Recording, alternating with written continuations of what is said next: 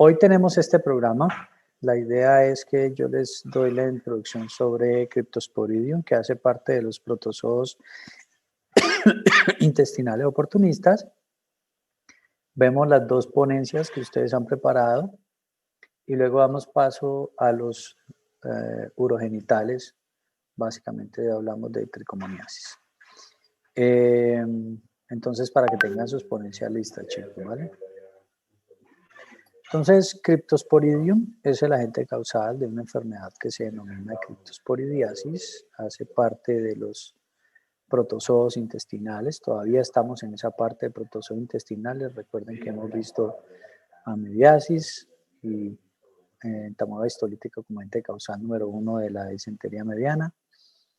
Luego vimos giardiasis, luego vimos balantidiasis y vamos a empezar la parte de Cryptosporidium como agente causal de diarrea, pero ya no en huésped normal, sino en huéspedes inmunocomprometidos. Entonces, básicamente hay que decir que Cryptosporidium pues, es un protozoo intracelular. Fue descrito por primera vez por ahí en el año 1907 en ratones. Se creyó raro, clínicamente insignificante durante años, pero en la actualidad es reconocido como un patógeno de tracto gastrointestinal muy común y se asocia con brotes transmitidos pues, por agua, en diarrea en niños adultos. Perdón, niños y adultos. Como decíamos, es un protozoo intracelular. Él debe infectar y replicarse dentro de las células epiteliales del tracto digestivo y respiratorio de la mayoría de los invertebrados. Se conocen 20 especies, pero Cryptosporidium parvum es la especie más importante. Básicamente, de las 20 especies que se conocen hasta la fecha de Cryptosporidium, solo hay 2 que infectan humanos. Está el Cryptosporidium hominis, que infecta exclusivamente humanos, y el Cryptosporidium parvum, que infecta, además de humano, pues al ganado vacuno. Parvum es el agente causal de la mayoría de las características que vamos a hablar aquí. Entonces, ¿cómo es el ciclo de vida de Cryptosporidium parvum? Básicamente, Cryptosporidium parvum, pues, uno se infecta con el parásito cuando ingiere ooquistes. Entonces, llamemos la atención sobre la palabra ooquiste. Miren que ya no son quistes simplemente, sino ooquiste. ¿Cuál es la diferencia? Pues que que es ooquiste es un quiste que viene fecundado. Ya no proviene de simplemente una forma de resistencia como pasa con las bacterias, sino que proviene de un proceso de reproducción sexual del parásito. Y en ese orden de ideas, ustedes lo deben considerar como si fuera un huevo. Lo que pasa es que no es un huevo típico como los demás que vamos a considerar en la parasitología, sino que es un huevo que trae por dentro unos embriones. Entonces el huevo puede ser embrionado y no embrionado, ¿cierto? Entonces los ooquistes, pues quiero que sepan que a pesar de que tienen la palabra quiste ahí, no son exactamente una forma de resistencia como veíamos con los quistes de Giardia, los quistes de Balantidium, los quistes de las amebas, sino que en este caso básicamente estamos hablando de huevos que vienen embrionados y están protegidos por una pared y la palabra técnica que se les ha dado es ooquiste.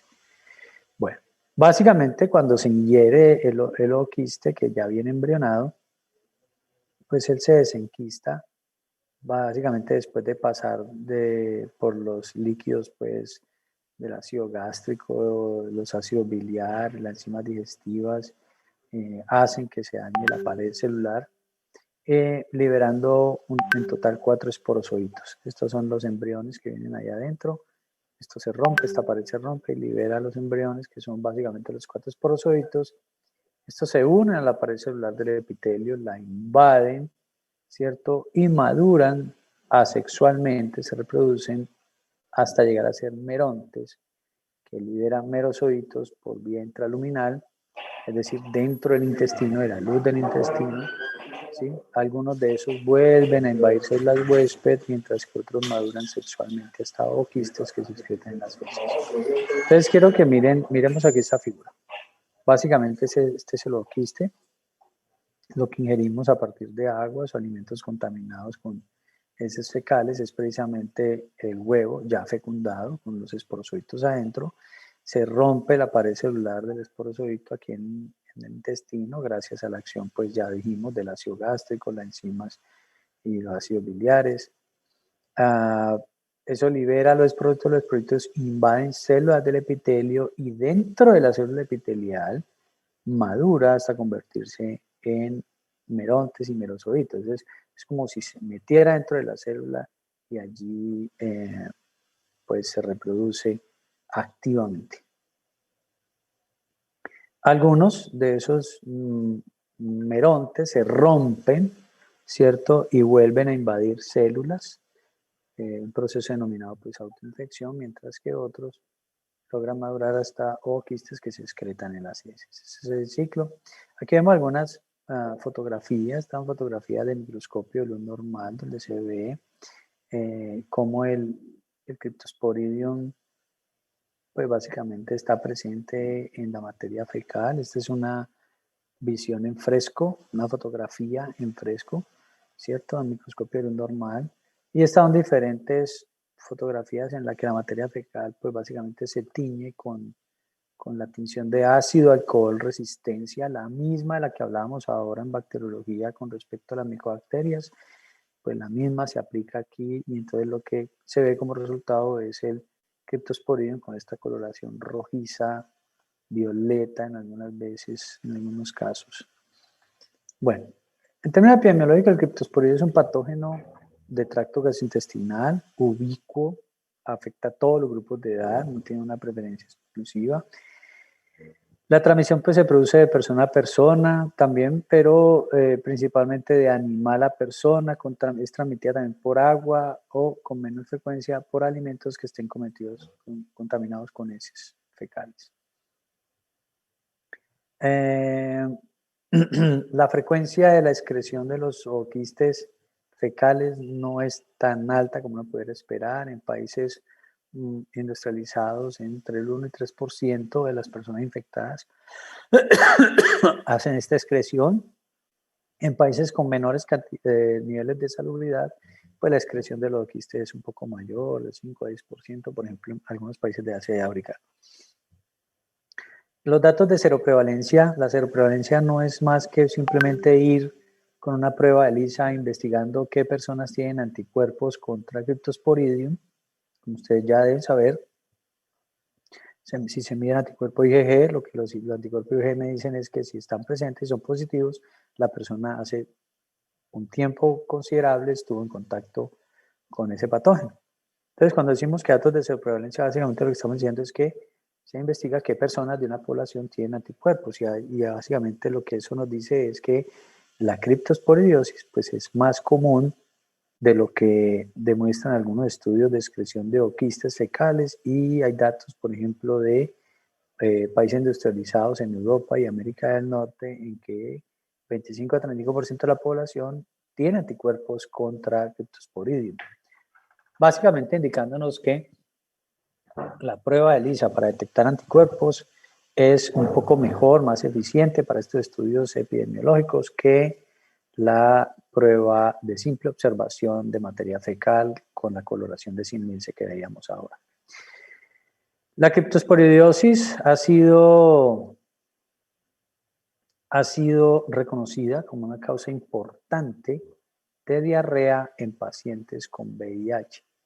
De ahí viene su importancia y por qué digamos que hacemos tanto énfasis en esta clase de que estos son unos patógenos protozoarios de carácter oportunista. Pero bueno, VIH-Sida no es la única causa de inmunosupresión y tampoco es el único factor epidemiológico con el que se asocian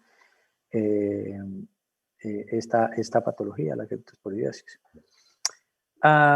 Otros factores de riesgo asociados incluyen la desnutrición, deficiencias inmunológicas diferentes al VIH-Sida como deficiencias de inmunoglobulinas, infecciones virales recurrentes, diabetes mellitus, trasplante de órganos, neoplasias hematológicas, etc. Todas estas son condiciones que de una u otra manera debilitan el sistema inmune y hacen entonces que el Cryptosporidium pueda crecer más libremente. Dentro de sus características clínicas importantes están que los síntomas generalmente se desarrollan de 7 a 10 días después de la ingestión del ooquiste. Se generan síntomas gastrointestinales como diarrea, que puede ser abundante, cólicos, ¿cierto? Con dolor abdominal, el cólico clásico, anorexia, náuseas, vómitos y una manifestación que es poco frecuente, pero es muy importante tenerla en cuenta porque es un signo cardinal, es el megacolon tóxico. ¿Sí? Es una manifestación en la que básicamente cuando esto se presenta sabemos que estamos lidiando con un Cryptosporidium difícil de erradicar. Otros síntomas que pueden estar presentes durante la infección son fiebre de bajo nivel, debilidad, malestar general, fatiga, colecistitis, especialmente pacientes con VIH, hepatitis, pancreatitis, artritis reactiva, síntomas respiratorios y a veces puede llegar hasta la enfermedad diseminada. La recuperación de la criptosporidiasis depende del estado inmunitario del paciente. Los pacientes inmunocompetentes tienen una enfermedad que es autolimitada en la mayoría de los casos. Se puede llegar a complicar en pacientes inmunosuprimidos. El diagnóstico, ¿cómo se hace? Básicamente, pues hay 3 o 4 aproximaciones que son las de rutina.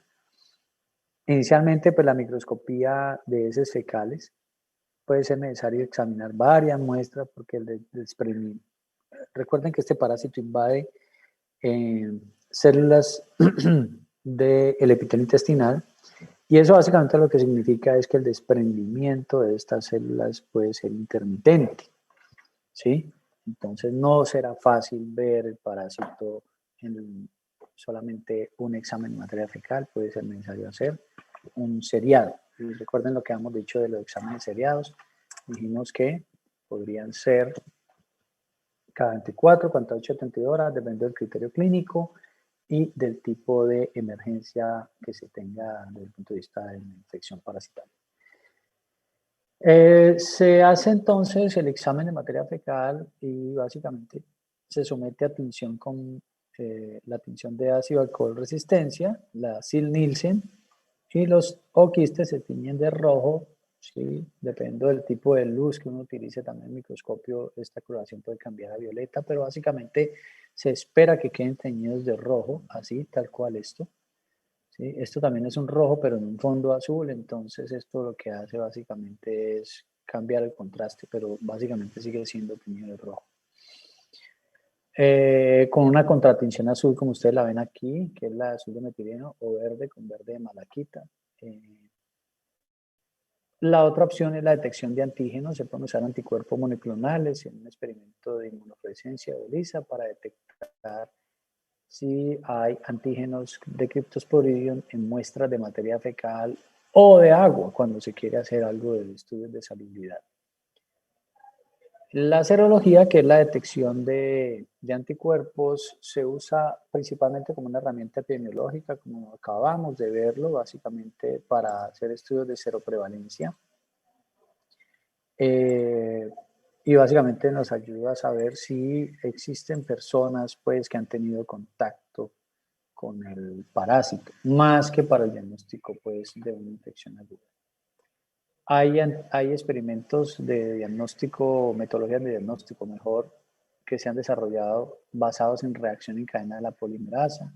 Estos pueden llegar a distinguir entre varios genotipos, pero este es un tipo de prueba que es más útil, digamos, en la investigación epidemiológica de brotes.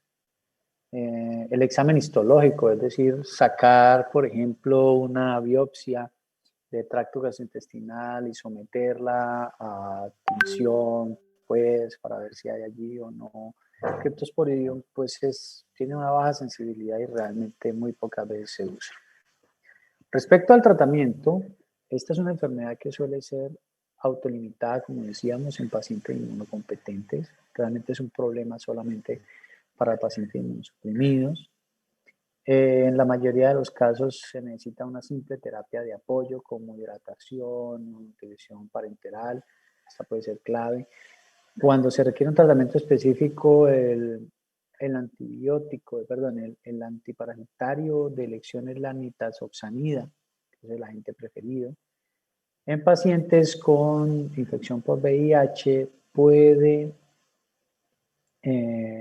digamos que puede llegar a necesitarse una terapia antiviral conocida como terapia antirretroviral de alta efectividad o HAART, ahí está simplemente ART, indicando simplemente que no solamente se debe tratar el parásito, sino también el VIH. ¿Sí? En pacientes con síntomas graves se puede considerar pues, el uso de antidiarreico, nutrición, todo el espectro de tratamiento, el agente antidiarreico, nutrición enteral parenteral. Y pues básicamente, digamos que no se sabe hoy en día, aunque se utiliza, si es posible eliminar el tratamiento con nitazoxanida o paramonicina en pacientes infectados con VIH, porque al parecer lo que realmente se necesita en pacientes con VIH no es tratar el parásito, sino tratar la inmunosupresión, debido a que el sistema inmune, cuando esté recuperado, pues elimina el solo alclitosporina. Con respecto a la prevención, básicamente, digamos que se enfoca a los sujetos que tienen riesgo, pacientes VIH positivos, deben tomar agua filtrada, evitar exposición a desechos humanos animales, el agua hervida, si es que hay que hervirla, pues si hay brotes conocidos. Y en términos generales no se recomienda la profilaxis. Tratamiento preventivo contra Cryptosporidium no es recomendado. Ahora sí, entonces vienen cistoisospora y ciclospora y vienen dos grupos de ustedes. Tatiana Bermúdez, Daniela Mejía y Steven Buitrago, ¿están ahí? Sí, perdón. Bueno, entonces voy a dejar de compartir para que ustedes por favor compartan sus diapositivas.